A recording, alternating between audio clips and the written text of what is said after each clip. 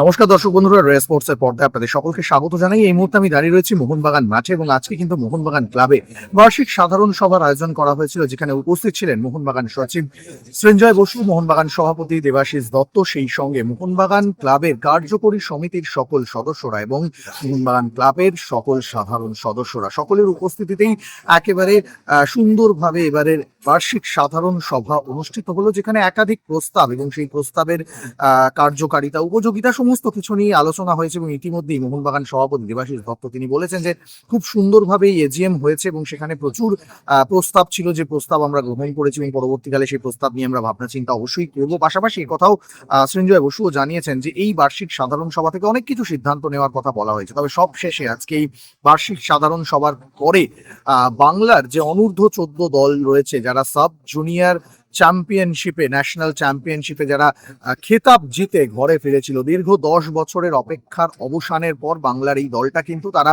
Sub junior champion হয়েছে, national champion হয়েছে।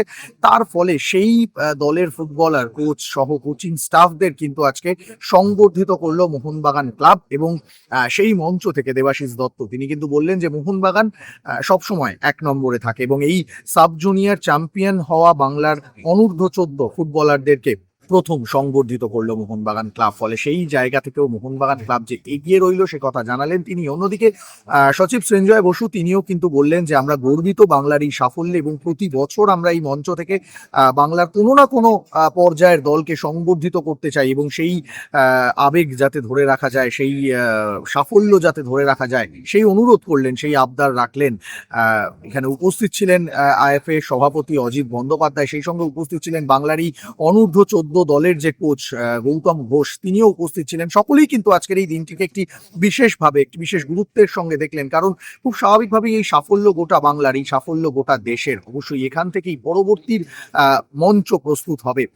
পাশাপাশি আজকের এই সংবর্ধনা অনুষ্ঠানে নিজেদের উদ্দেশ্যের কথা, নিজেদের লক্ষ্যের কথা, বাংলার ফুটবল সম্পর্কে নিজেদের বক্তব্য জানালেন মোহনবাগান সভাপতি দেবাশিস দত্ত এবং মোহনবাগান সচিব সৃঞ্জয় বসু। তারা কি বললেন চলুন শুনে নেওয়া যাক তাদের মুখ থেকেই। মোহনবাগান ক্লাব সবসময় সবকিছুতেই প্রথম হয়। অনূর্ধ্ব 14 বাংলা দল 10 বছর পরে চ্যাম্পিয়ন হতে পেরেছে এবং তাদেরকেও সম্বর্ধনা দিতে মোহনবাগান ক্লাবই প্রথম দিচ্ছে ময়দানে সবার আগে।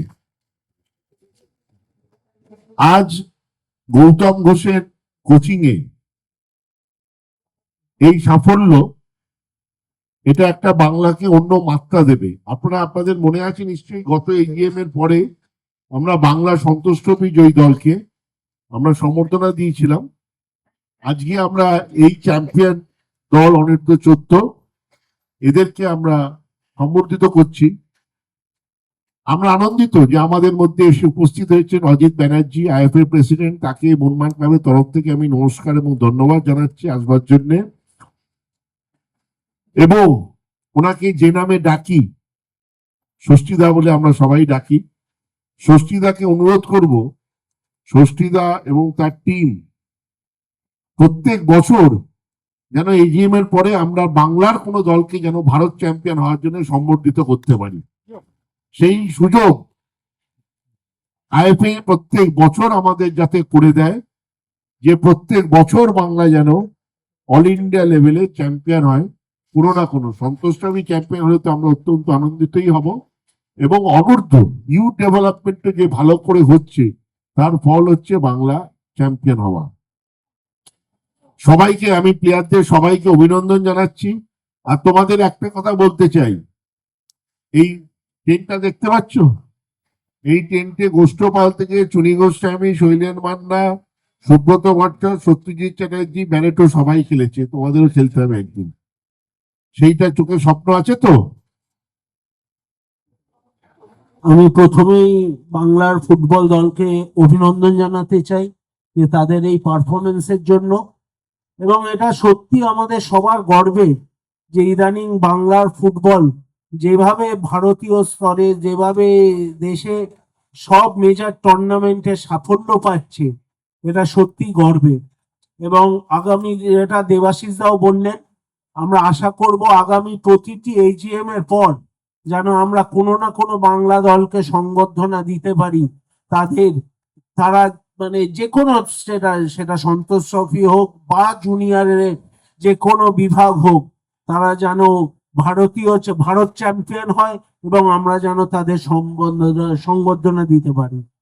এবং আবার আরেকটা ষষ্ঠীটাকে আমাদের রিকোয়েস্ট, যেটা দেবাশিস দাও করেছেন, যে এখানে কলকাতা ফুটবলের অনেকটাই চমক ফিরে আসবে, অনেকটাই গ্ল্যামার ফিরে আসবে যদি আমাদের কলকাতার 3টে বড় মাঠের মধ্যে খেলা হয় এখানে। তো আপনাকে অনুরোধ, আপনার যথেষ্ট ক্ষমতা আছে, আপনি একটু চেষ্টা করলেই আবার সন্ধেবেলা কলকাতা মাঠে আলো জ্বলবে এবং কলকাতা লিগের খেলা হতে পারবে। সবাইকে অভিনন্দন, নমস্কার।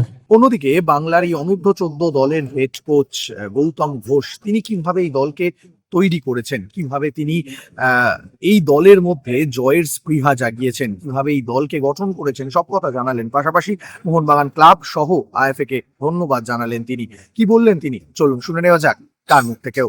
মঞ্চে উপস্থিত আমার শ্রদ্ধেয় ব্যক্তিরা, আমার কলিগরা এবং মঞ্চে বসে আমার ছোট্ট স্টুডেন্টরা এবং সামনে আমার প্রিয়জন, সবাইকে আমার প্রণাম এবং ভালোবাসা।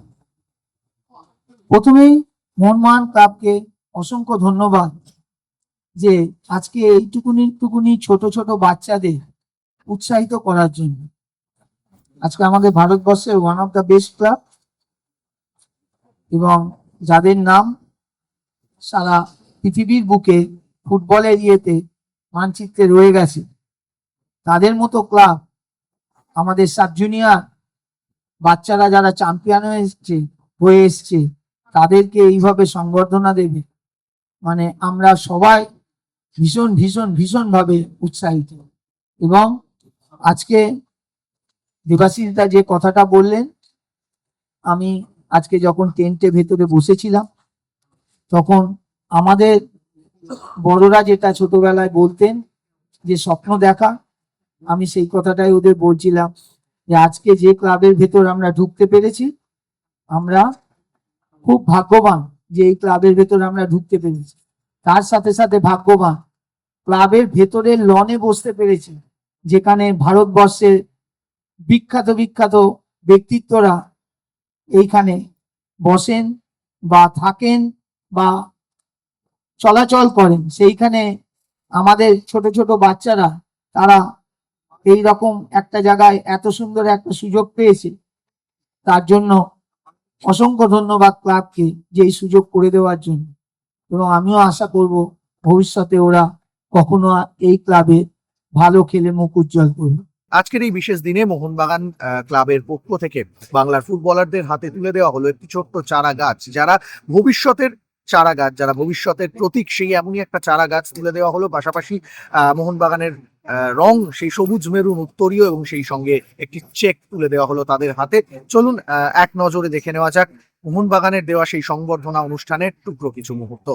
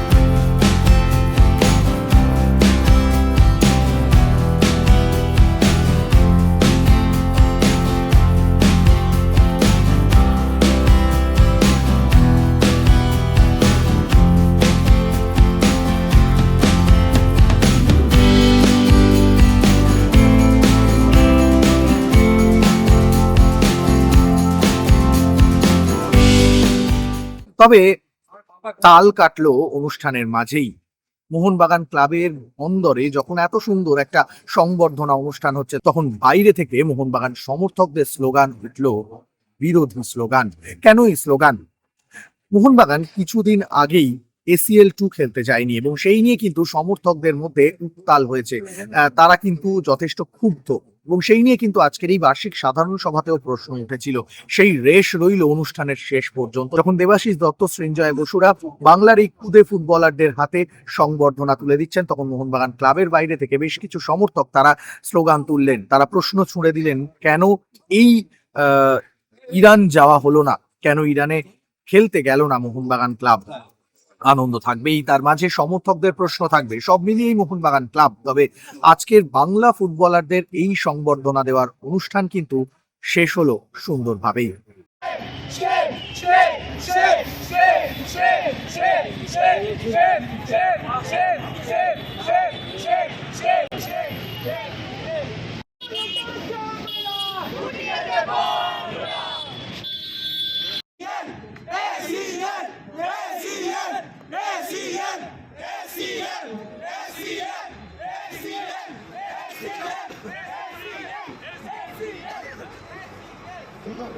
মোহনবাগান মাঠ থেকে সৌরভ মুখার্জি, রে স্পোর্টস।